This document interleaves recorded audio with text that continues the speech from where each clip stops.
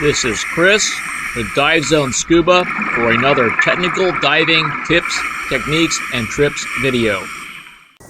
In this video, we're going to talk about different ways to retain your gear. Your gear being things such as submersible pressure gauges and primary long hose regulators and recreational octos, different types of gear. So on the left we have the very common hose retainer, and as you can see it has different slots to put hoses into, and these come in many different varieties, and they usually have some kind of clip at the end. And the way that those will generally work is that you'll have some kind of item of gear, and you'll just press the hose in there, and then you'll clip this off onto you. And so then when you need to do it, you can look down at the hose, you know where the hose is, it's clipped off to whatever D-ring you're using, and if you need to, you could take this out. So this is also used on octo hoses as well, to keep the alternate air source octo in a readily accessible place. All right, so this device is a silicone octo holder, and this is specifically used for retaining an octo in a particular position. And so in this case, what you do is you put this part over a D-ring, and then you take the square part and put it over the octo, and if you put it over the little nub for the wire tie, then it retains it quite well, so the octo is where you need it. And you can deliberately remove this, or you can jerk it out in an emergency, and it holds the octo very well. There are a lot of different types of both this type of hose retainer and also the octo retainer. There's many different types. These are just to talk about what their function is. Another common type of gear item that is used to retain gear is actually a retractor. And so this is commonly used for submersible pressure gauges. They're also used for cameras. And so what you do is you attach this end of it to a D-ring, and then this end of it is typically attached to the piece of gear, although you could do it backwards. And so there's a spring tensioned cord inside, so that when you need it, you can pull it out of position and then let it go when you don't need it. This particular one, which is made by Excess Scuba, also has a locking mechanism on the front, so when you get it to the position you want, you can activate the locking mechanism, and it is no longer going to be under tension. You can use it when you need to, and when you need to retract it, you can deactivate the lock and retract it. These actually break quite easily. What happens is people have these out, and then they activate the thing, and this comes flying in, and it breaks the gears. Another criticism of these is that they are very they create a possible entanglement hazard, particularly when these are out like that. And so many people think that these are a really terrible idea, and that's an individual choice. Another way of retaining gear is the use of a bolt snap, in this case a single bolt snap, not a double ender bolt snap. And here are two different types of bolt snaps. This is a more conventional bolt snap that is around, and this is one of the X-Deep NX bolt snaps. And these are kind of innovative in terms of the way that they're shaped, with the sharp shoulder here versus the slope here, and also a much larger gate actuator here. And so if you have one of these things, then you have to stick your finger down there, and it's difficult to do. Whereas this bolt snap here, the XD bolt snap, has a very wide actuator for the gate, and is very easy to use. So I've actually gone over almost exclusively to the NX XD bolt snaps. All right, so when you have these things and you're going to attach them to a gauge hose or to a long hose regulator, then you have to attach it using something. So some people use a wire tie, which is common but not actually the best type of practice, aside of environmental issues of cutting them off and so on. The hose, the wire tie, is a very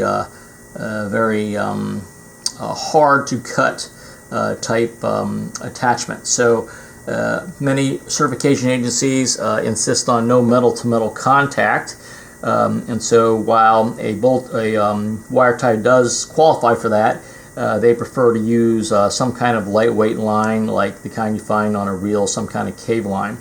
Another way of doing it besides that is to use a what is sometimes called a hose retainer. Sometimes it's called a gear retainer, one of these types of deals, and it consists of a body, a clamping body, and then it also consists of some shock cord.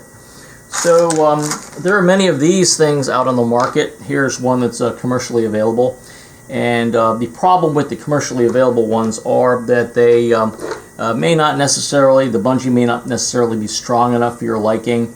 And then the other aspect of this is that the length is going to be fixed length. So what we're going to talk about next is creating your own gear retainers, the bungee gear retainer. We're going to talk about making your own, and how to go about doing that, and the lengths and so on. So what we're going to do now is we're going to talk about custom making your own gear retainer with the body and the shock cord. And what I am using is what are called, at least by Sergeant Knotts, are zip cord stoppers. And so these come in a big pack. You can come get them in different sizes. A pack of 50 costs like $19.99, so they're relatively economical. When you go through this process, you'll probably make some that are not the right size, and you'll probably mess up a few of these stoppers, so it's a good idea to get a big bag of them. So I have my shock cord here, and you can take the shock cord and burn the ends of the shock cord just so that it doesn't unravel. And so I'm going to just do that right now. I'm going to burn that a little bit on both sides. And this is a 5-inch piece of 1/8 inch shock cord. These use 1/8 inch shock cord. You can make this any length you want.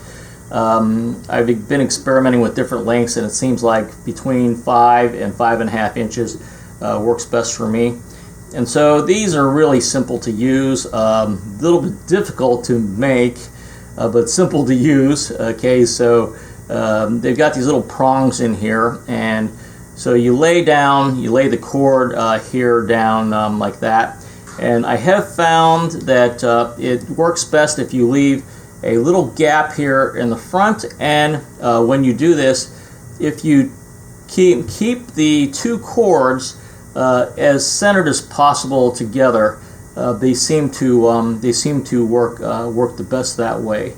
So I don't know if it's better to put it in the top or the bottom. I mostly put it in the bottom, but I don't think it really makes any difference in terms of how you do this.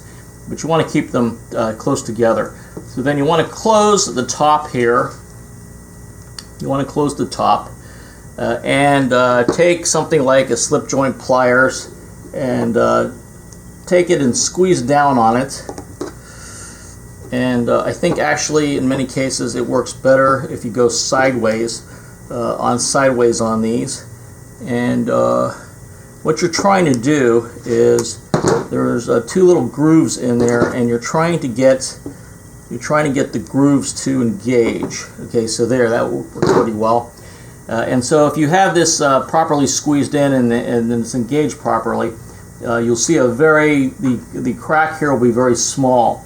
If you don't do this properly, the crack will be large and it won't be as reliable. So if you do that successfully, that's what it's supposed to look like, and it's very reliable. Okay, so how are we going to use this? Get some of this stuff out of the way. We can use this on our long hose regulator, and very easy to use in comparison to tying a knot, cave knot, or a cave line, a knot, doing some tackling with it. So all you have to do is take the loose end of this, and again, this is where your dimensions that you have are going to be critical for your purposes. Okay, so I'm going to take this and I'm going to put this around this whole deal here, and I prefer mine to be fairly tight because I don't like them to move. So that's why I'm using 5 inches. You may decide that some other longer length, 5.5 inches is better for you. Okay, so this is very secure, and it does have the advantage that if you needed to cut this with a line cutter, you could cut it with a line cutter in case of an emergency. But it is on there very securely, and you can, if you need to, take it off. So the way that I would typically use this if I was going to take this out of my mouth is I would fold the bolt snap over like that, and I would use my regulator, hold my regulator in a fist, and then I would be able to actuate the gate on the bolt snap, so I could hook it onto a D-ring. Okay, so that's the use of this with a long hose regulator setup, and this is, of course, the other way of the other thing you need to do. We talked about the use of the necklace regulator a couple of videos ago. All right, so that's the long hose regulator. Next, we're going to talk about this with the typical pressure gauge. We're going to do the exact same thing. We're going to take it and put it around the hose.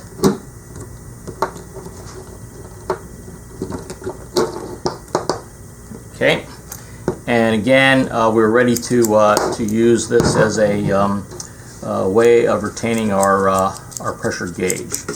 Okay, so that's the use of the zip cord lock.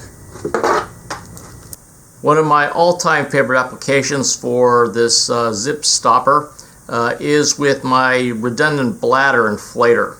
So I have a similar setup with the bungee cord. This is a bit longer. That's one difference with this application. And the second is that I have tied an overhand knot on the end of it next to the bail on the bolt snap, and that's just to control the position of the bolt snap relative to the inflator. So the way that I do this, and I use a titanium inflator on both of my doubles rigs, is all you have to do is stretch that over, and it fits very nicely in between the deflation button and the inflation button, so the 1/8 inch bungee does not interfere with the operation of the whole thing. So with this, what I do is I connect the bolt snap to the right side crotch strap. I use a triangular crotch strap or a Y-shaped crotch strap, and I attach the bolt snap to the right hand D-ring on the Y crotch strap. So it's very easy to reach down and grab this and release it if necessary. So this is, again, one of my favorite applications for the use of the zip cord snap.